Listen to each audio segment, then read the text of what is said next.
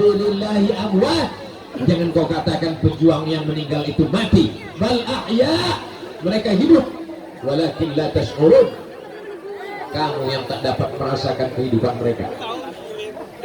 Untuk para mujahid fisabilillah, gara-gara mereka kita sekarang sedang berada di atas jalan. Yang di jalan itu kain kafannya para syuhada. Kita hari ini merdeka, bebas dari penjajahan karena darahnya para syuhada. Betul. Apa yang kita balaskan untuk mereka? Pernah kita doakan mereka. 17 Agustus hanya diisi dengan tertawa. Nggak salah kita bahagia karena ini syukuran. Tapi jangan lupa kepada mereka, untuk para syuhada yang tak dapat disebutkan namanya satu persatu, untuk para syuhada yang menyebabkan kita merdeka, bebas dari penjajahan, untuk para syuhada yang sudah berjuang dengan tetes penuh keringat darah dan air mata, untuk para syuhada. Al-Fatihah. A'udzu billahi minasy syaithanir rajim. Bismillahirrahmanirrahim. Alhamdulillahi rabbil alamin. Ar-Rahmanir Rahim. Malik yaumiddin. Iyyaka na'budu wa iyyaka nasta'in. Ihdinas siratal mustaqim. Siratal ladzina an'amta 'alaihim ghairil maghdubi 'alaihim waladdallin. Amin. Kenapa Ustaz Somad baca Al-Fatihahnya pelan-pelan? Saya mau mengajarkan kita supaya membaca ayat dengan benar. Banyak sekali sekarang orang kalau diajak baca Al-Fatihah seperti dapat gorengan panas. Padahal di sana ada idgham, ada ikhfa, ada gunnah, ada bila gunnah, ada qalqalah, ada huruf-huruf yang mesti ditepatkan, ada sifatul huruf, ada waqaf dan ibtida. Mudah-mudahan anak-anak kita menjadi para qori penghafal Quran. Al-mahiru bil Quran, orang yang mahir membaca Al-Quran. Ma'as safaratil kiramil bararah, mereka akan dibangkitkan di padang mahsyar nanti bersama para malaikat. Mudah-mudahan kita pun termasuk golongan itu insyaallah. Ada orang-orang yang nanti dibangkitkan di akhirat, kepalanya dipakaikan tajun minan nur, mahkota dari cahaya. Aku bukan raja, aku bukan bangsawan, bangsa yang hidup di awan. Mengapa di atas kepalaku ada mahkota? Kau pakai mahkota dari cahaya karena engkau menjadikan anakmu menjadi para penghafal Quran. Masukkan pondok pesantren. Ada pondok pesantren di kampung kita? Bantu pondok pesantren. Saya bukan kiai, saya bukan ulama, saya tidak penghafal Quran. Apakah saya bisa dapat pahalanya Pak Ustaz? Bisa. Dengan cara apa? Bantu pondok pesantren, datang ke sana, bebaskan tanah, buatkan asrama, buatkan kelas, buatkan masjid.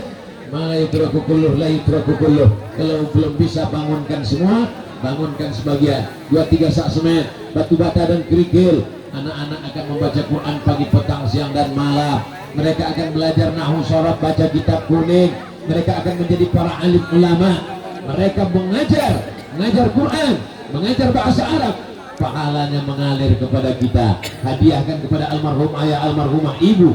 Itu tanda bakti kita pada mereka. Pergi ke pondok pesantren, buatkan sumur bor, airnya mengalir sampai hari kiamat.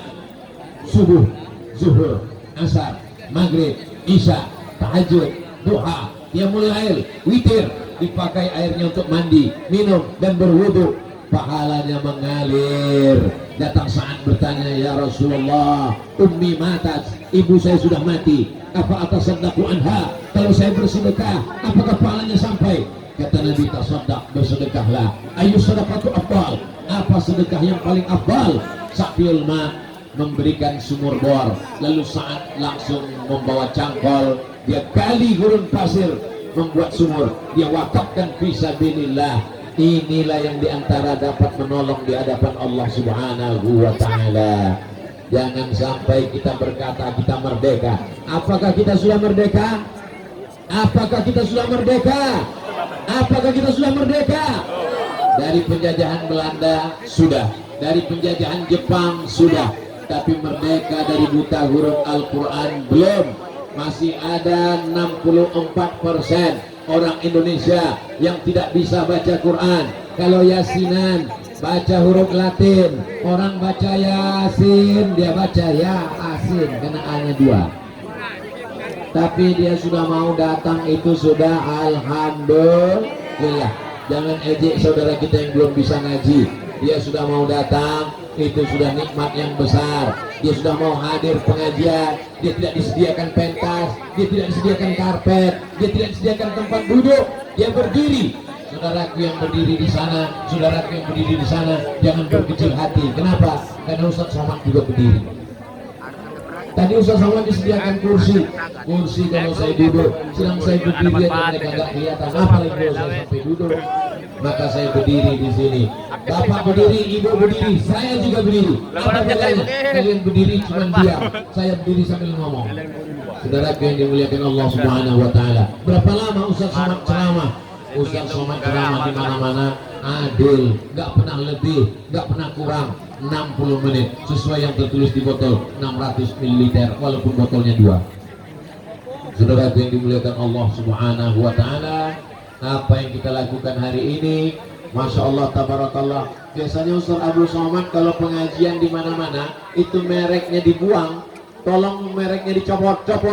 Kenapa dicopot? Karena takut jadi iklan gratis produk air minum milik orang lain. Bukan orang yang mau duitnya bangun masjid, bukan orang yang duitnya kembali ke pesantren, tapi duitnya untuk cari kaya, untuk cari lebih. Maka bangkitkan ekonomi umat. Abdul Somad ceramah kemana-mana, belanja ke warung tetangga, pakai produk lokal, pakai air minum lingkungan. Saudara-saudara kita yang buat produk. Makanya kalau jamaah lihat itu Instagram Ustaz Abdul Somad, isinya kok cuman endorse keripik, kerupuk, dodol, gula merah. Ini apa maksud Ustaz Somad ini? Jangan-jangan Ustaz Somad ini dapat royalti, sampai sekarang belum jelas. Niatnya tidak lain tidak bukan membangkitkan ekonomi umat. Kada al-faqru ayyakuna kufran, hampir saja kefakiran membuat orang menjadi kafir. Antara fakir, kafir, tipis setipis kulit bawang. Siapa yang menjual akidahnya hanya karena mie instan? Siapa yang menjual akidahnya hanya karena baju bekas? Siapa yang menjualkan akidahnya hanya karena amplop berisi 50.000? Mereka adalah orang-orang yang fakir. Tapi kalau orang yang kaya seperti yang ada di hadapan saya ini, imannya tidak akan tergadaikan dengan apapun. Betul? Karena mereka adalah orang-orang yang mapan secara ekonomi. Air doa dan sholawat, air ponpes Tazul Alawiyah, maka ini tidak dicopot mereknya, karena dia akan kembali untuk kita semuanya, kebaikan-kebaikan dan barokahnya. Saudaraku yang dimuliakan Allah Subhanahu Wa Taala, merdeka bukan hanya sekedar bebas dari penjajahan, merdeka adalah bebas dari segala tekanan-tekanan. Alhamdulillah Ustaz Abdul Somad ceramah malam ini bisa bebas dari tekanan apapun. Hadir bapak-bapak TNI Polri, kita doakan bapak TNI Polri panjang umurnya, sehat badannya, istiqomah iman dan Islam, anak-anaknya menjadi anak-anak yang soleh dan solihah. Bapak Ibu kalau melihat TNI Polri pakai baju seragam datang tabligh akbar ceramah, bangga apa enggak bangga?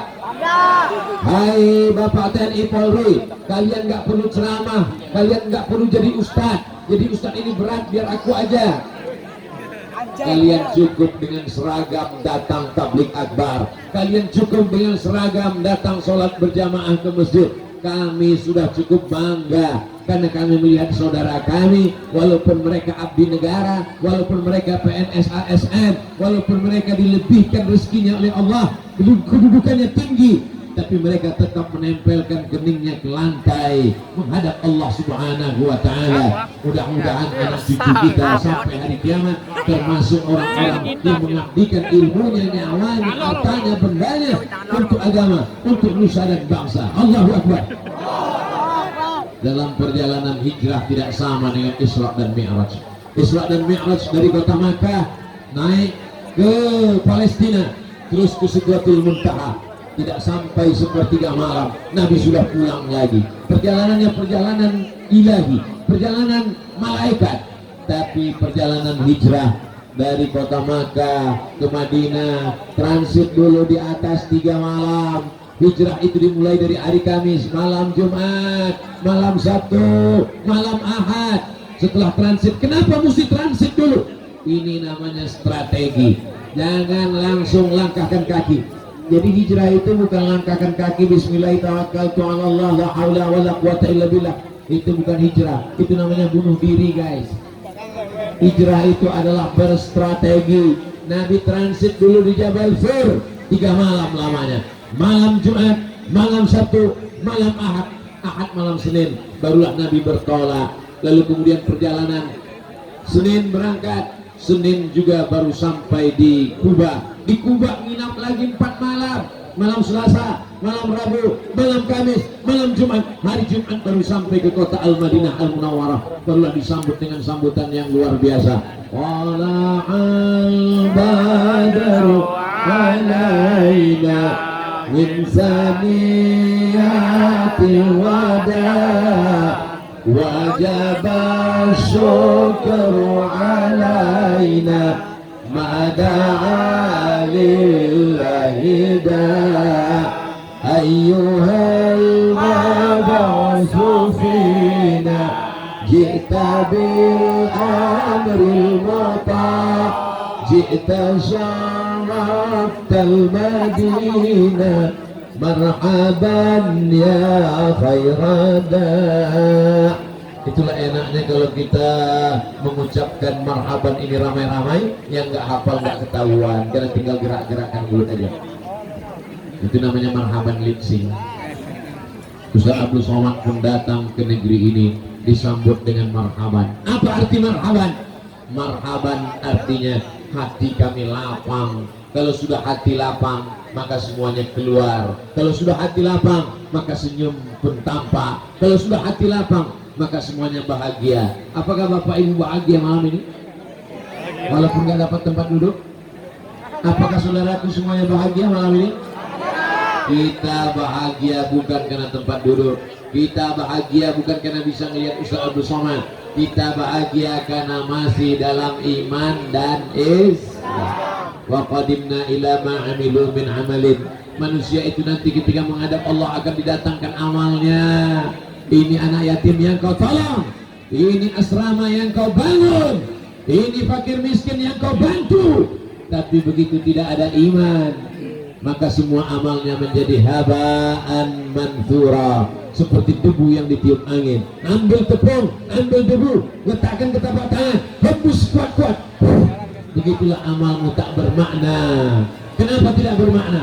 Karena tidak ada iman. Maka kita meminta supaya kita dihidupkan dengan iman. Allahumma ahyina bil iman wa amitna bil iman wa akhrijna minad dunya ma'al iman wa ahsurna yaumal qiyamati ma'al iman wa adkhilna jannata ma'al iman.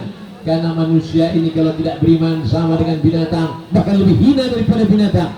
Ulaika kal an'am, mereka itu seperti binatang, balhum adal, bahkan lebih hina, lebih jelek, lebih buruk, lebih busuk, sehina-hinanya kambing. Kalau kita punya kambing 2 tahun umurnya, kita potong, maka insya Allah kita dapat pahala kurban, dapat pahala akikah, dapat pahala sedekah. Tapi kalau sudah tidak ada iman, lebih hina. Gak mungkin tetangga kita potong, gak mungkin kita masak. Tapi kalau ada ayam umurnya 1 bulan sudah ayam potong, begitu dipotong dibagi-bagikan sedekah, maka sesungguhnya dia menebarkan kebaikan. Tapi kalau sampai manusia ini tidak ada iman, dia hanya menyulitkan dan menyusahkan, menimbulkan mudarat, mendatangkan manfaat jauh panggang dari api. Insya Allah kehadiran kita malam ini mendatangkan manfaat kebaikan-kebaikan semuanya insya Allah. Maulaya salli wa sallim daiman abada ala habibika khairil khalqi kullihim Muhammadun sayyidul kaunaini wassaqalain wal fariqaini min arbi wa min ajami Muhammadun sayyidul kaunaini wa faqalat Muhammadun, Nabi Muhammad. Apa ini? Oh, belum selesai tausiahnya. Muhammadun sayyidul kaunaini wathaqalain, dia pemimpin alam semesta dari kalangan jin dan manusia. Muhammadun sayyidul awwalin wal akhirin, sayyidul kaunaini thaqalain. Muhammadun turja syafa'atuhu likulli haulin minal ahwali muqta'ami. Segala kesulitan-kesulitan yang datang, kalau kita minta kepada Allah melalui tawassul kepada Rasulullah, insya Allah dimudahkan segala urusan kita, insya Allah. Amin ya rabbal alamin. Tadi dimulai jam 9:30, sekarang jam 10:30. 60 menit Ustaz Abdul Somad bersama Bapak Ibu saudaraku sekalian. Mudah-mudahan 60 menit ini bernilai pahala.